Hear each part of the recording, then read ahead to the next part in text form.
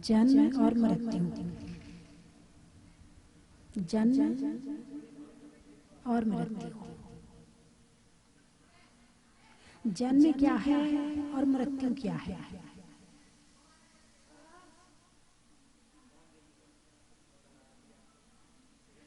शरीर से राग है तो जन्म है और हैप्पी बर्थडे है,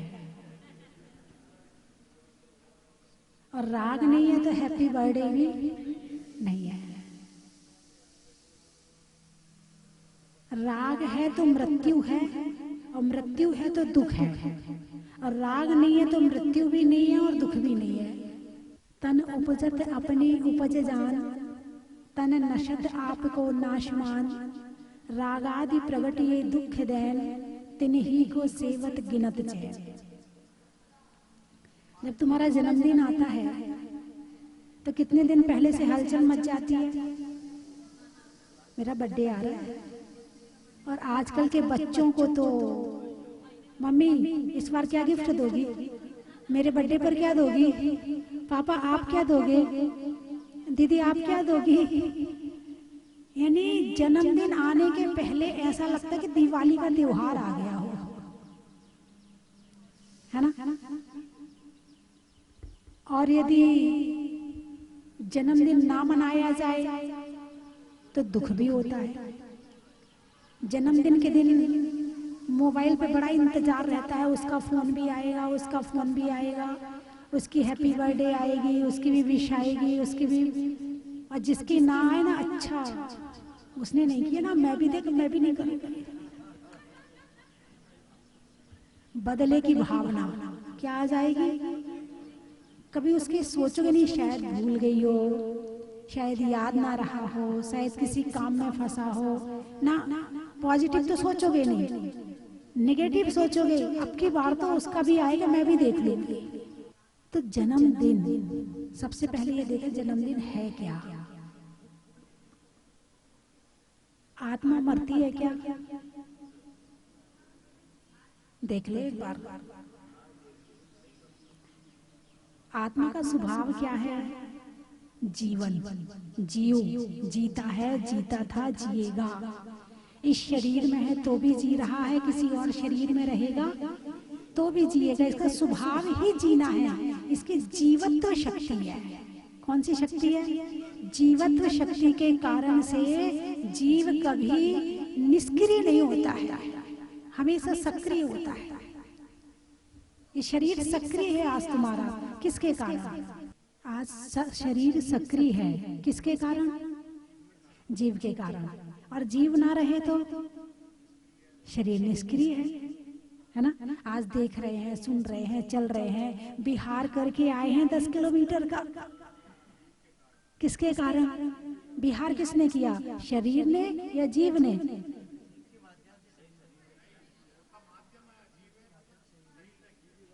शरीर के द्वारा जीव चल के आया है ना।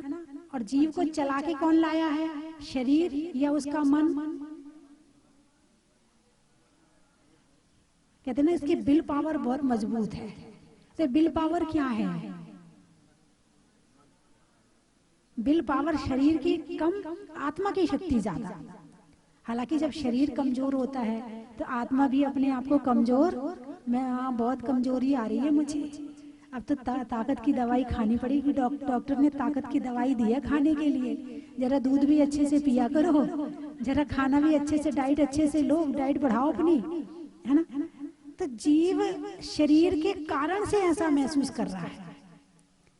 तो जन्म किसका हुआ, आत्मा का या शरीर का?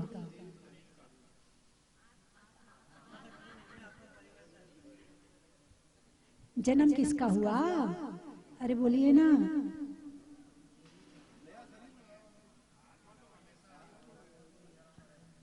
आत्मा को नया शरीर मिला तो उसको कहा जन्म, और आत्मा पुराने शरीर को छोड़ के नए शरीर में चली गई तो उसका नाम है मृत्यु।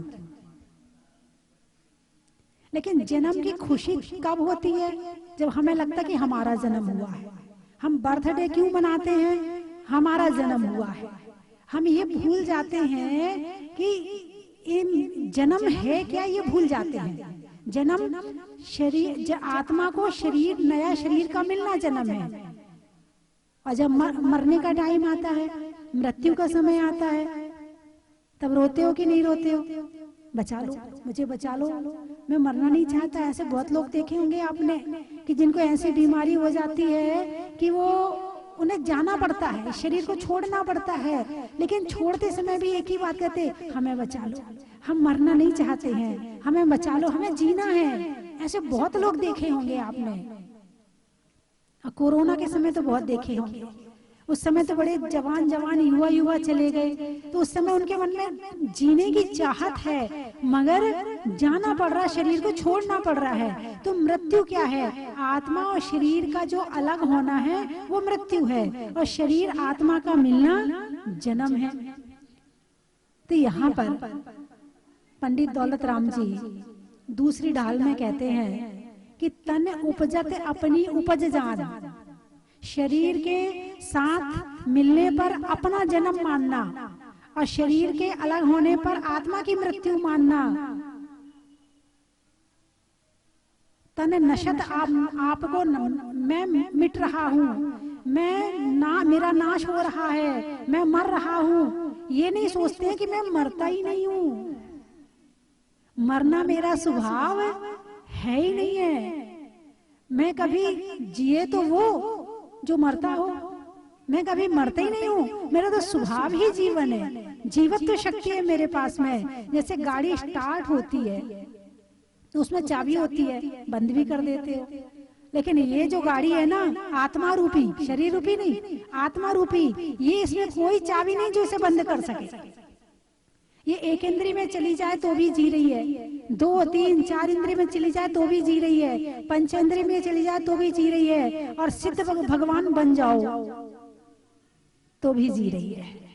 इसे कोई मार नहीं सकता है, इसका स्वभाव मरने का है ही नहीं है। लेकिन जब इस बात का ज्ञान नहीं होता है, या इस बात को भूल जाते हैं कि मैं अजर अमर अविनाशी स्वभाव वाला हूँ, उस समय फिर ये लगता मैं मर रहा हूँ, मैं मर ना जाऊं, मुझे ऐसा ना हो जाए, मुझे वैसा ना हो जाए, उस समय लगता है। लेकिन यदि ये ज्ञान रहे कि मुझे कोई मार ही नहीं सकता है, मेरा तो स्वभाव ही जीना है, तो फिर उस समय मरने में भय नहीं लगेगा। मरने में डर किसको लगता है? जिसको ये लगता मैं मर रहा हूँ, जिसको ये पता चल जाए मैं मरता ही नहीं, ये तो शरीर छूट रहा है, तो फिर उसे मरने का डर लगने वाला नहीं है। जैसे आत्मा, कई बार कुछ लोग होते हैं कि वो पानी में कूद जाते हैं, उन्हें तैरना नहीं आता है, जब तैरना नहीं आता तो डूब जाते हैं, है ना? तो मरता कौन है? पानी में गए तो कौन मरा? आत्मा निकल के चली गई। क्यों चली गई उसमें से निकल के? क्योंकि 10, कल मैंने बताए थे 10 प्राण होते हैं, 5 इंद्री, मन बल, वचन बल, काय बल, आयु और श्वासोच्छ्वास। श्वासोच्छ्वास रुक गई, जिसे तैरना नहीं आता है, पानी अंदर चला गया। जब पानी अंदर चला गया तो श्वास आना जाना बंद हो गई। 10 प्राण होते हैं, 10 प्राणों के बिना जीवन नहीं होता है। और सांस तो बड़ा प्रमुख प्राण है, आयु तो बड़ा प्रमुख प्राण है, और श्वास के बिना तो कुछ ही समय, उससे ज्यादा जी नहीं पाते हैं। तो जब श्वास नहीं आएगी तो शरीर को आत्मा छोड़ देगी। इस शरीर और आत्मा को कौन बांधे हुए है? सांस बांधे हुए है ना? सांस बांधे हुए है। आयु कर्म साथ में चलता है, लेकिन बांधने का काम श्वास करती है। भाई आंख ना हो तो जीवन चल सकता कि नहीं? चल सकता है। कान ना हो तो भी चल जाएगा, है ना? और यदि बोला ना जाए, कोई बचपन से ही ऐसा होता है जैसे सुनाई नहीं पड़ता है, वो बोलता भी नहीं है, तो जीवन चलता है कि नहीं चलता? चल जाता है। कई बार एक्सीडेंट में पांव खराब हो जाए, जीवन चलता कि नहीं चलता? हाथ चला जाए, जीवन चलता कि नहीं चलता? लेकिन सांस ना हो,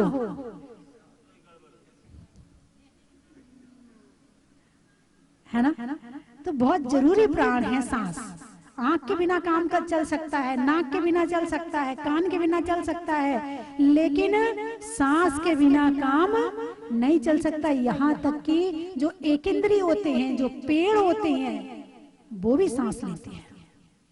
आप देखो, जैसे पेड़ है और पेड़ को दरवाजा बंद करके कमरे के अंदर रख दो, मर जाएगा, सूख जाएगा। दीपक है, दीपक जल रहा है और उसके ऊपर कुछ ढक दो, उसको ऑक्सीजन नहीं मिलेगी। वो भी जीव है, वो भी क्या है? जीव है। दीपक जो अग्नि है, अग्नि का एक जीव है, और अग्नि का एक जीव को भी ऑक्सीजन चाहिए, वो दीपक भी बुझ जाएगा। तो श्वास हर जीव लेता है, चाहे एक इंद्रिय हो, चाहे 2, 3, 4, चाहे 5, श्वास हर जीव लेता है। तो जब श्वास टूट जाती है तो आत्मा शरीर से निकल जाती है, और इसका नाम क्या है? मृत्यु है।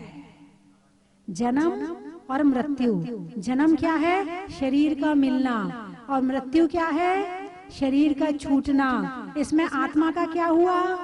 भाई जैसे आप पुराना घर छोड़ते हो, आपने नई कोठी बना ली और पुराना घर आपने छोड़ दिया, तो आपको दुख होता है क्या? झोपड़ी है, जगह जगह से पानी आ रहा था, जगह जगह से वो छेद में से हवा आ रही थी, ठंड के दिन थे, खूब ठंड लगती थी, गर्मी में गर्मी लगती थी, फिर आपको अच्छी सी कोठी मिल गई रहने के लिए, तो झोपड़ी छोड़ोगे नहीं छोड़ोगे? झोपड़ी छोड़ने में दुख तो नहीं होगा? नहीं होगा। फिर तो ऐसे ही जब शरीर को छोड़ करके आत्मा पुराने शरीर को छोड़कर नए शरीर में जाती है, तो उसने मकान ही तो बदला है, रहने वाले तो वो ही हैं, लेकिन फिर भी दुख होता। हाय चला गया, हाय चला गया, हाय चला गया। दुख होता कि नहीं होता? क्यों होता है? क्योंकि ये नहीं जानते हैं कि आत्मा मरता नहीं है, आत्मा तो हमेशा जीवित रहता है। ऐसा लगता है आत्मा शरीर से, शरीर छोड़ा नहीं तो ऐसा लगता कि वो तो चला गया, खत्म हो गया, मर गया, अब तो उसका अस्तित्व ही खत्म हो गया। नहीं, जो था उसका अस्तित्व तो था, है और रहेगा, वो तो कभी खत्म होने वाला है ही नहीं है। तो क्या शरीर खत्म होता है? शरीर तो खत्म होने वाली चीज है ही नहीं, उसके अंदर जान है ही नहीं जो वो खत्म होगा। शरीर तो पुद्गल है, मिट्टी थी, अभी तुम्हारे शरीर में है। फिर जब इस शरीर से निकल जाओगे तो क्या करेंगे? इस शरीर को जला देंगे। फिर जलाने के बाद क्या बन गया? ये शरीर राख बन गई। फिर हवा चली, उड़ गई, आसपास के खेतों में पहुंच गई। फिर क्या बन गई? घास बन गई, घास बन गई, या फिर फसल बन गई, अनाज बन गई, फिर किसी पे के पेट में गई और फिर शरीर बन गया।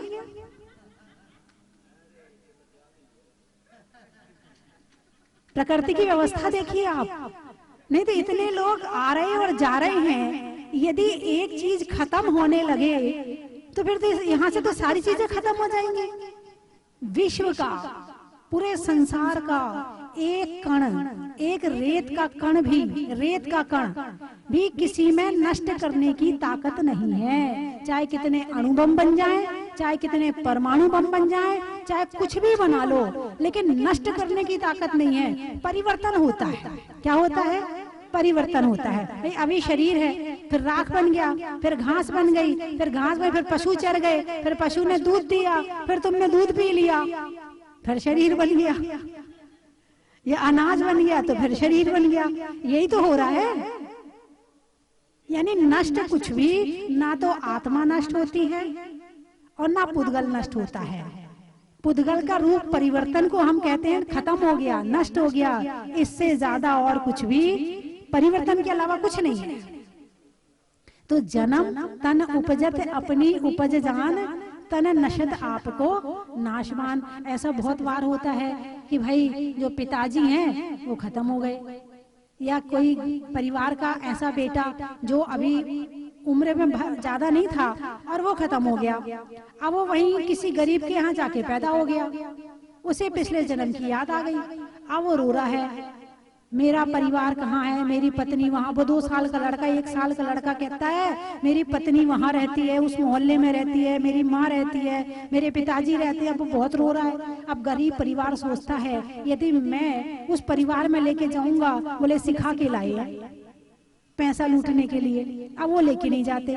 और ये सच्ची घटना सुना रही। एक दिन वो बेटा इतना रोया, इतना रोया, इतना रोया कि चुप ही नहीं हुआ। आखिर उन्हें ले जाना पड़ा। और जब वो लेकर के वहां गए तो जाते ही वो अपनी माँ से लिपट गया। माँ माँ माँ, पत्नी से, ये मेरी पत्नी है, ये मेरे बच्चे हैं। वो 2 साल का बच्चा कह रहा है ये मेरे बच्चे हैं, ये मेरी पत्नी है। तो अब उन्होंने सोचा ये तो मामला गड़बड़ हो गया, गरीब घर में पैदा हुआ है, बदनामी और हो जाएगी। तो 1-2 लाख रुपए दे के उसका मुंह बंद कर दिया, दोबारा मत आना। बोलिए ऐसा हो सकता, नहीं हो सकता है? 1-2 लाख रुपए दे के उनका मुंह बंद कर दिया। अब बेटे को दोबारा लेकर यहाँ मत आना। आत्मा तो वही है, शरीर बदल गया है। और तुम क्या कहते हो, जो हमारा था वो तो चला गया। मतलब तुम्हारा शरीर था, तुम्हारा क्या था, शरीर था। तुम शरीर को ही तो अपना मानते हो, आत्मा को तो अपना मानते ही नहीं हो। यदि आत्मा को अपना माना होता तो उस बच्चे को अपने घर में रख लेते। जितने भी जहां जन्म लिया है वो सब तुम्हारे शरीर के रिश्तेदार हैं। जन्म लेते हो तो एक तरफ की रिश्तेदारी मिलती है, फिर शादी होती है तो फिर दूसरी तरफ की और रिश्तेदारी मिल जाती है ना। और जब तक उन घरों में शादी, मरण और परण, जन्म, ये सब होता रहता है तो उठना बैठना होता रहता है। उसके यहाँ वो व्यवहार देना है, उसके यहाँ इतने रुपए देना, उसके यहाँ से इतने आए थे, उसके यहाँ बैठने जाना है, उसकी बीमारी में उसको देखने जाना है, उसके मरण में उसको बैठने जाना है। जब तक शरीर रहता है रिश्तेदारी निभाते हो, और जिस दिन खत्म हुए तो सारी रिश्तेदारी साफ। लेकिन आपकी और हमारी रिश्तेदारी कौन सी है? अरे बोलिए ना। ना तो हमारी कोई परिवार में आपका जन्म हुआ, ना मेरा आपके परिवार में जन्म हुआ। फिर आप लोग उतनी दूर से चल के यहाँ तक मुझे पहुँचाने आए, यहाँ से आप मुझे सोनागिर तक लेकर जाओगे, इतने दिन आपने वहां सेवा करी। ये कौन सा संबंध है, ये कौन सी रिश्तेदारी है? ये आत्मा की रिश्तेदारी है, ये तुम्हारे पुरुषार्थ की रिश्तेदारी है, ये तुम्हारी बनाई हुई रिश्तेदारी है। और ये रिश्तेदारी एक जन्म में बन गई तो ये रिश्तेदारी जन्म जन्म में काम आएगी। और जिस घर में पैदा हुए हो, जिस घर में पैदा हुए हो, उस घर में यदि दोबारा लौट के आओगे तो घर वाले कहेंगे जो मेरा था वो तो चला गया, अब तो इसको वापस लेके आओ, कोई देख ना ले, किसी को बता मत देना कि ये ऐसा कह रहा है। लेकिन यदि आत्मा की रिश्तेदारी देव, शास्त्र, गुरु से जोड़ी है तो वो इस जन्म में भी स्वीकार करेंगे और अगले जन्म में भी स्वीकार करेंगे। क्योंकि 4 ही शरण है संसार में, अरिहंत शरणम पवज्झामि, सिद्ध शरणम पवज्झामि, साहू शरणम पवज्झामि, केवली प्रणतो धम्मम शरणम पवज्झामि। केवल 4 ही शरण है। ये घर की शरण कब तक है? बाप बड़ो ना भैया, सबसे बड़ो रुपया। यहाँ कोई किसी का सगा नहीं है। जब तक तुम हरे हरे नोट कमा के दे रहे हो ना, तब तक तो मेरा बेटा ना बहुत अच्छा है, बहुत, वो तो हर महीना मुझे इतने रुपए देता है। और पत्नी कहेगी अरे मेरी तो भाग्य खुल गई, मेरी इनके साथ शादी हुई है। तो और जरा नोट देना बंद कर दे, फिर देखो हमारे तो भाग्य फूट गए कि तुम्हारे साथ शादी हुई मेरी। जब तुम अपना पेट नहीं भर सकते, मेरा क्या भरोगे? बोलिए घर की रिश्तेदारी यही है। ये घर में तुम्हें अपना रिश्तेदार कब तक बता रहे हैं? जब तक तुम्हारे पास में नोट है। आपको पता है ना, वो मुरार में वो है ना, वो उनके यहाँ के, वो हमारे रिश्तेदार है, हमारे भांजे हैं, वो हमारे साड़ू हैं, वो हमारी भतीजे हैं, वो हमारी भाभी है। और यदि वो गरीब हो जाए फिर वो तो दूर का ही है। एक भाई था, उसके यहाँ घाटा पड़ गया, और इतना घाटा पड़ा कि खाने को भी नहीं रहा। कई दिन तक जब खाने को नहीं रहा तो पत्नी ने कहा जाओ आप दीदी के पास जाओ, उनके पास बहुत पैसा है। तो वो अपनी बहन के पास गया। तो बहन ने ऊपर से देखा ये तो दूर से तो भाई लग रहा है। अच्छा, तो फटाफट नीचे आके दरवाजा खोला, भाई तू ऐसी हालत में कैसे आया यहाँ पे? तू यहाँ आया, तू वापस जा, तू मेरे घर वाले देखेंगे तो क्या कहेंगे, मेरी तो नाक कट जाएगी, जा भाई तू तो अभी चला जा। उसने कहा बहन मैं 7 दिन का भूखा हूँ, मैंने रोटी नहीं खाई है। भाई तो बाद में देखेंगे, खाने पीने की बात तो बाद में करना, अभी तो मेरी सास भी यहीं सामने वाले कमरे में बैठी, वो आ गई तो दिक्कत हो जाएगी, तू जा यहाँ से। उसने भगा दिया। फिर वो विदेश गया, पैसा कमाया, खूब पैसा कमाया। भाई समय है, कभी पैसा रहता है और कभी नहीं रहता है, ये तो चलता रहता है, ऊंचा नीचा होता रहता है।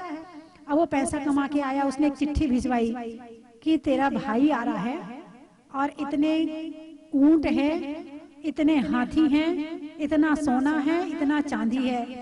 अब वो आया, जो समय दिया था उस पे आ गया।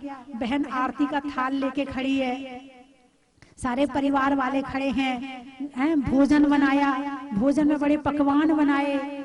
अब भाई भोजन करने बैठा तो उसने अपनी रोटी उठाई, उसमें सारी सब्जी दाल रसगुल्ला सब लगाया, फिर जो हाथ में सोने का पहना था उसमें लगाया, फिर चैन को लगाया, फिर उसने अपने सब चीज को लगाया और यूं रखने लगा। तो बहन ने कहा भाई पागल हो गया क्या, तू ये क्या कर रहा है? बोले बहन तूने मुझे भोजन नहीं खिलाया है, जब मेरे पास में ये सोना चांदी नहीं था उस दिन तूने मुझे वापस भेज दिया था। आज मेरे पास ये सोना चांदी है तो तू मुझे खाना पकवान बना के खिला रही है, उस दिन तूने मुझे सूखी रोटी भी नहीं खिलाई थी, तो तू मुझे भोजन नहीं खिला रही है, तू मेरी पूछ नहीं कर रही है, किसकी पूछ कर रही है? इसलिए वर्तमान समय में ज्यादा से ज्यादा धन कमाने की होड़ चल रही है। क्यों? क्योंकि तुम धन को पूछते हो, तुम इंसान को नहीं पूछते हो, तुम किसी धर्मात्मा को नहीं पूछते हो, तुम पूछते हो धन को। तो इसीलिए फिर इंसान उसी तरफ भाग रहा है। यदि तुम धर्मात्मा को पूछने लगो तो लोग धर्म करने लगे। तुम धर्मात्मा की तो हंसी उड़ाते हैं, बड़ा आ गया पुजारी, सारे दिन भगत बना फिरता है, सारे दिन मंदिर में बैठा रहता है। यदि कोई धर्म कर ले तो तुमसे देखा नहीं जाता, तुम उसे 10 व्यंग्य करते हो। कोई अभिषेक करने चला जाता, अच्छा आजकल तो जरा रोज जा रहा है, जरा क्या मांग रहा है भगवान से आजकल तू। यानी कोई अभिषेक भी कर ले तो तुम्हारी दृष्टि में बहुत बड़ा गुनहगार हो गया, तुम उसका मंदिर जाना छुड़वा दोगे, तुम उसका अभिषेक छुड़वा दोगे। बोलिए ऐसे है कि नहीं है? तो तन उपजत अपनी उपज जान, तन नशत आपको नाशवान। ये सारा राग का संबंध है। किसका संबंध है? रागादि प्रगट ये दुख देन। जन्म की खुशी क्यों है? क्योंकि जन्म से राग है। और मरण का दुख क्यों है? क्योंकि मरने का भय है। और जब ये पता चल जाए ना तो आत्मा जन्मती है ना आत्मा मरती है, ये तो शरीर मिला है और शरीर छूटा है, इससे ज्यादा कुछ और नहीं हो रहा है, तो फिर ना जन्म की खुशी होगी और ना मरण का दुख होगा।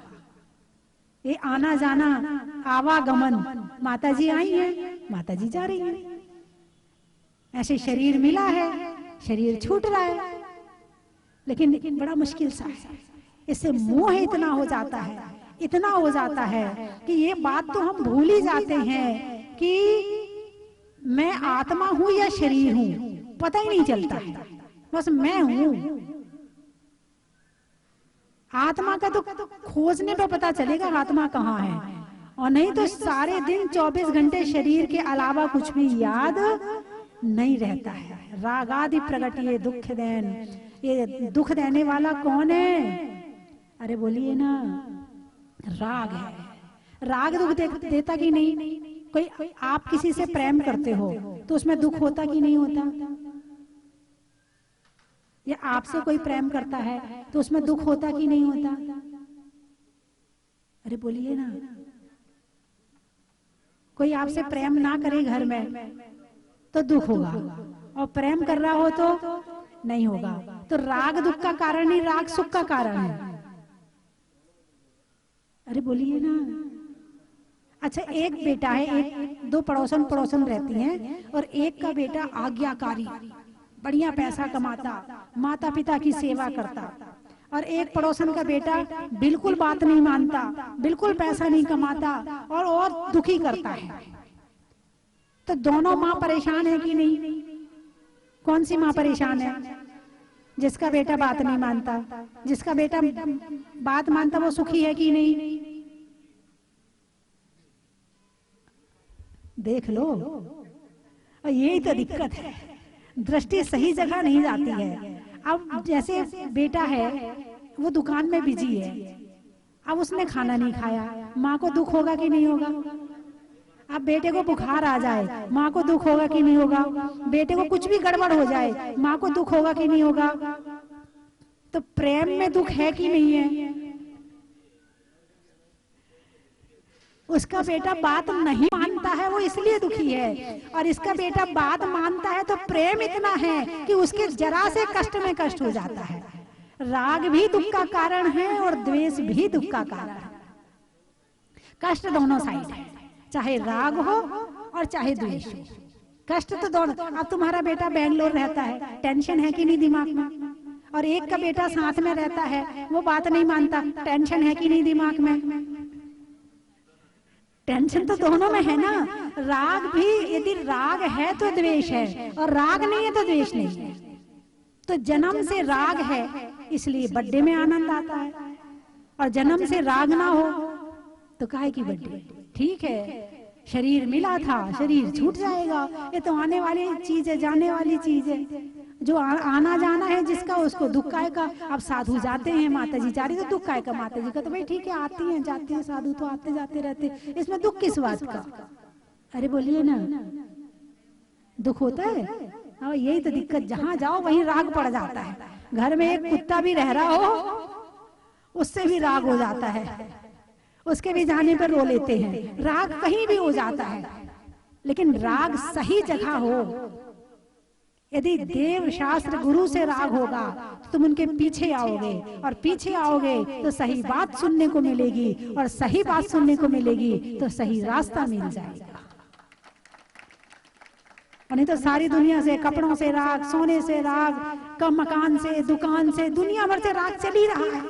जो मिल जाए भी, किसी के साथ सफर कर रहे हो और कोई सीट पे अच्छा बात करने वाला मिल जाए, हो गया राग, हो गया नंबर मोबाइल का एक्सचेंज। हाँ, हमारे यहाँ शादी आना आप है ना, लो राग शुरू, किसी से भी कर लो राग करने के लिए तो। लेकिन कहाँ करना है, कहाँ नहीं करना है, इस बात का ज्ञान होना जरूरी है। नहीं तो राग तो दुख का कारण है ही। मैंने बता दिया ना अभी कि राग भी दुख का कारण है। जिससे प्रेम करते हो, कितनी आकुलता रहती है उसके लिए, कितना मन परेशान रहता, उसका ऐसा हो जाए। मान लो बच्चों से राग है, उनके पेपर चल रहे हैं, नींद आएगी तुम्हें? पेपर किसके चल रहे हैं? बच्चों के। और नींद किसकी खराब हो रही है? क्यों भाई?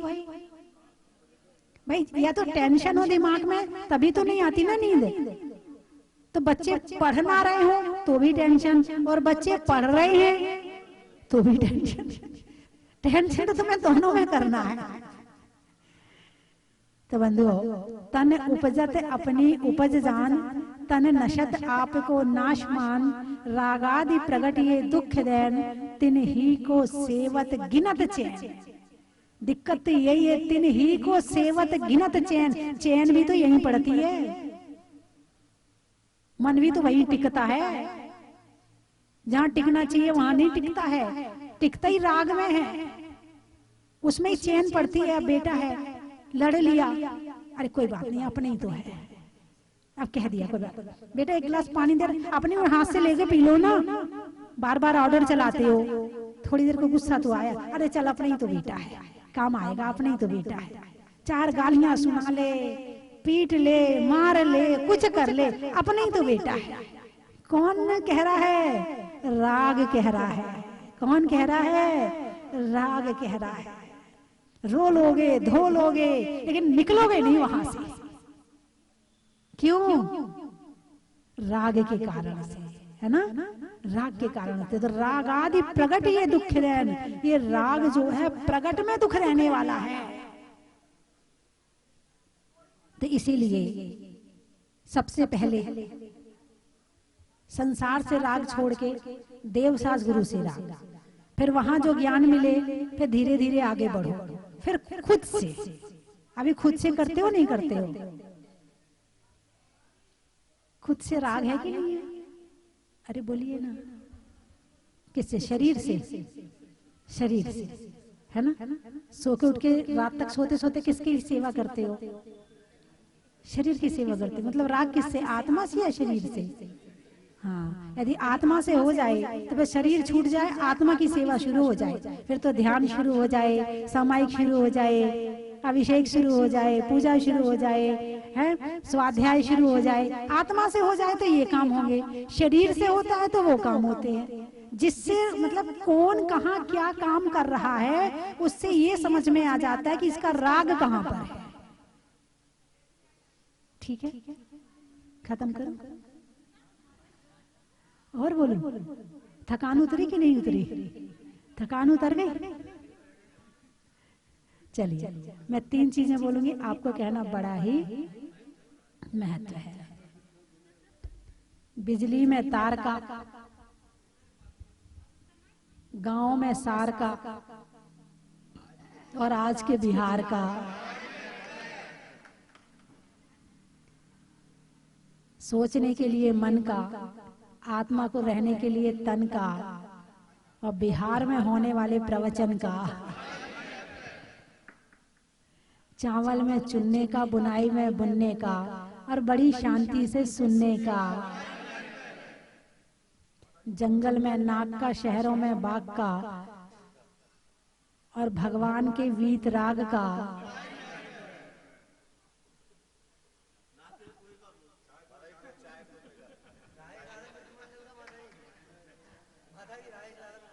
अच्छा, साधुओं में कमंडल का, भगवान के लिए भामंडल का, और ग्वालियर के लाला मित्र मंडल का।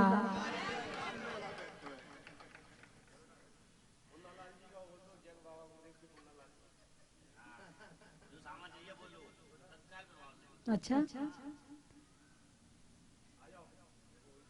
खिड़की में जाल का, पूछने में हाल का, गर्मी में रुमाल का, होने में निहाल का, और यहाँ के मुन्ना लाल का। अच्छा अच्छा अच्छा अच्छा, हाँ ठीक है, बहुत बढ़िया। होने में अच्छी मती का, और विहार में वैया वृत्ति का।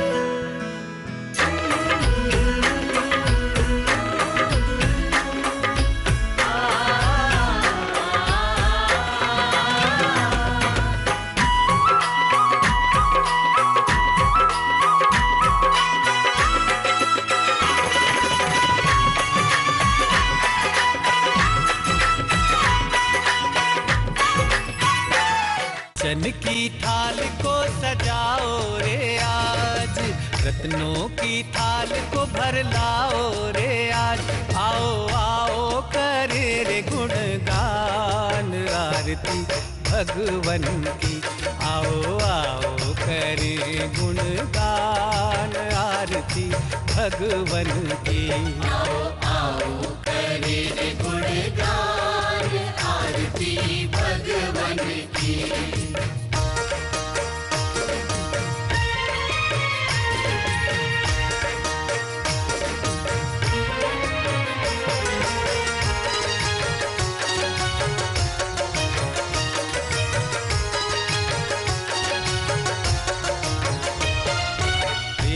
सुमित्र के राज दुलारे।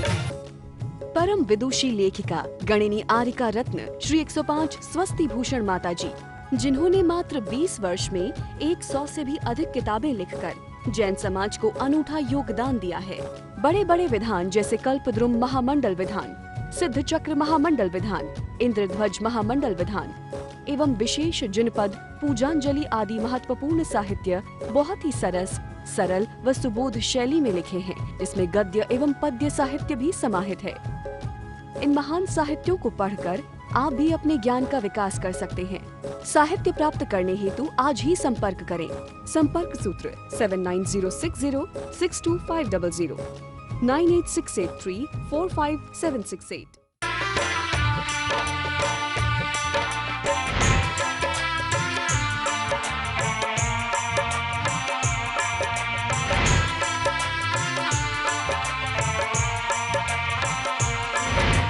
चलो रे चलो रे चलो चलो रे चलो रे चलो चलो जहाज पर।